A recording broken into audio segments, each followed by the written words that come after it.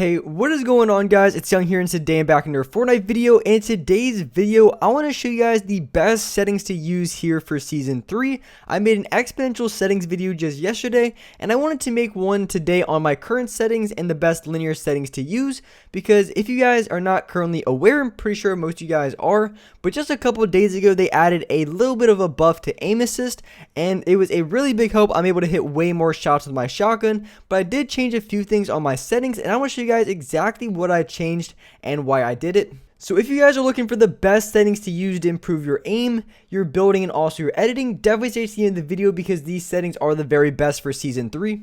And real quick, before we get into the video, up on the screen I have the V-Buck giveaway winner of this week. I give away 2,000 V-Bucks every single Friday, so if you guys would like to participate in the next giveaway and win some free V-Bucks, all you guys have to do is to drop a like on this video. Make sure you guys do subscribe to the channel. Make sure you guys do turn on post notifications so you guys get notified for every single new video and when I announce the winners.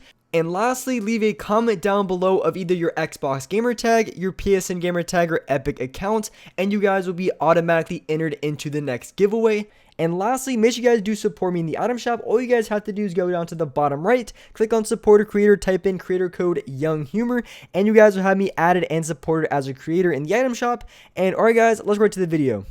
Alright, so in this video, I wanted to be giving you guys the best settings to use in Season 3, and especially when it comes to aim, just because as of a couple of days ago, as I mentioned at the very beginning, they did make a little bit of a boost to aim assist. They gave it a little bit of a buff. It was nothing too crazy. It wasn't like how it was initially, but it really made a huge difference because I felt in a lot of gunfights and a lot of my shots that even in some situations, I felt like it was too hard to aim. So this change really helped out a lot, and I did make a few changes to my settings because of it that I think were really necessary and helped improve my aim even more. And also I think these settings are very good for building and editing alike. So just going into my settings, if you guys are curious on what I have. So for my colorblind setting, I do play on the last one, and if you guys don't have any color settings on your monitor or anything like that, I do recommend this setting on a 10. It makes everything a little bit brighter and more vibrant. I play on a 4 because I have a little bit of color saturation on my monitor that kind of helps boost the colors. But if you guys don't, you can definitely play on that setting.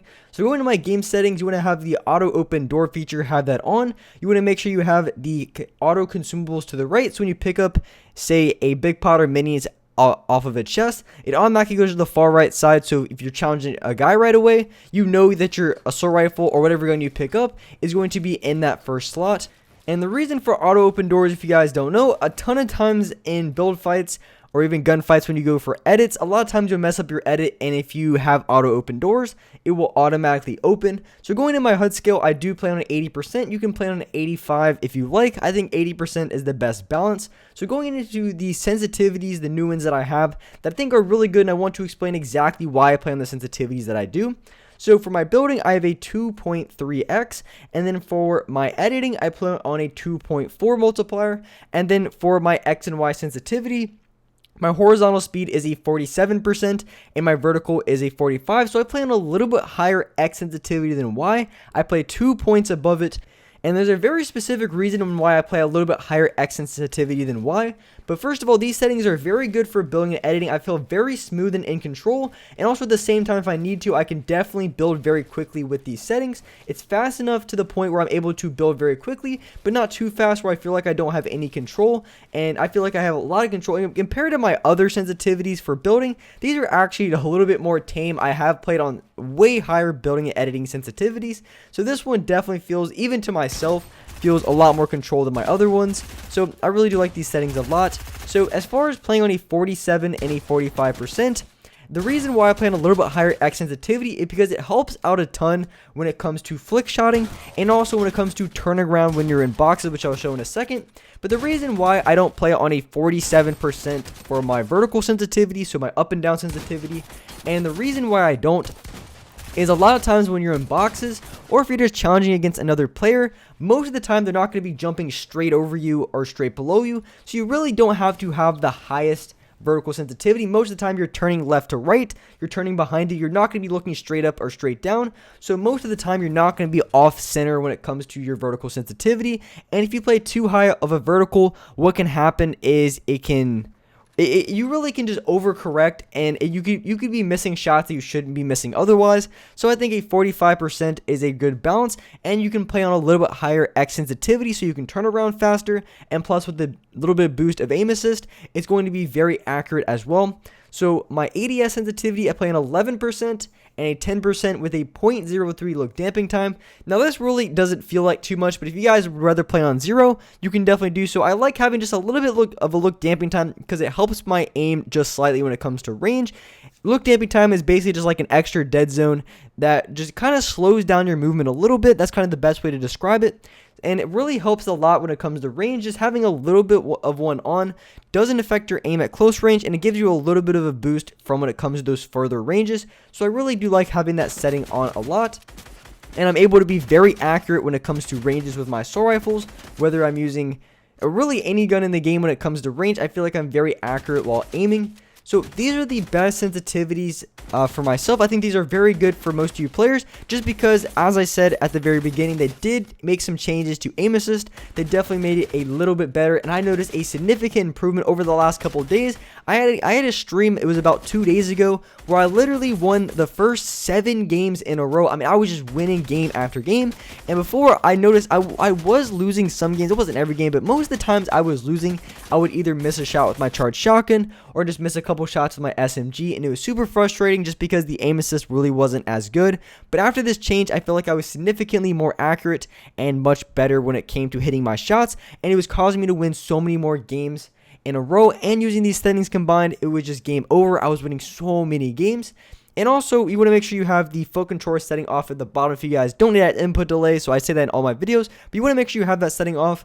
And then as far as my dead zones, I play on 11% and 10%. But if you guys do want to know the binds that I have, if you guys are curious on what I do play with 4 paddles, and my upper left paddle is going to be my toggle pickaxe, my bottom left is going to be my jump, and my upper right is going to be my edit button, which you can see is bound to the right on the D-pad, and then my bottom right paddle is going to be my launch pad. So upper left pickaxe, bottom left is going to be jump, upper right is edit, and then bottom right is going to be how I place my launch pads, which is bound to the B button. I really like these binds a lot. The only thing that's kind of weird is, if you guys notice, I don't have an emote on any of my binds. The only place I can really put my emote is I put it on my keyboard, but the reason why I can't put it on my controller for whatever reason is when I press both of my upper paddles, when I press the left and right D-pad at the same time, which is like what it's bind to on my paddles, for whatever reason it automatically registers as I'm pressing down on the D-pad.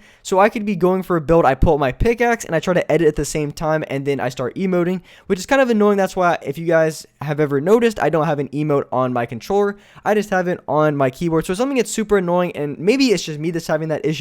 So that's why I don't have any emotes on my controller. Otherwise, I would definitely put it on the bottom of the D-pad. And if you guys are looking for some very good binds, if you played non-paddle or non-claw, definitely go to the search bar and type in Young Humor non-claw settings. I have like 3 or 4 very good videos on the best binds to use if you guys don't play with paddles or claw, which I know is the majority of players. Most players don't have a pro controller because those things are very expensive. I think I paid like $200 plus for one, so definitely not cheap by any means. So definitely check out that video if you guys are looking for some new binds that are the most optimized for yourself. So definitely give that video a look. You just gotta type it in the search bar and you can find it. And also, just one thing to remember, if you guys ever do change your sensitivity, sometimes it might take like a day or 2 to really get used to it. So if your aim isn't perfect just off the start, sometimes when you're changing your settings, you really just have to give it like 2 days, and then your aim, or 2 to 3 days, and your aim's going to be significantly better. So if it's not perfectly, right off the start, just give it a few days, and I guarantee you're going to see some major improvements, especially when it comes to your aim, because of the new change that they made to the aim assist. And with that being said, that's wrap it up for this video. If you guys enjoyed this video, if you guys liked it, make sure you guys do hit that like button. Make sure you guys do subscribe to the channel if you guys are new. Also, don't forget to hit that notification bell so you guys can get notified for every single new upload. And as well, I do live stream every single day here on this channel at 6 o'clock Eastern Standard Time. And also, as I mentioned earlier, it was about 2 days ago, I literally got 7 wins in a row off the start. I think I won for, I think it was 2.5 to 3 hours straight. I just got win after win.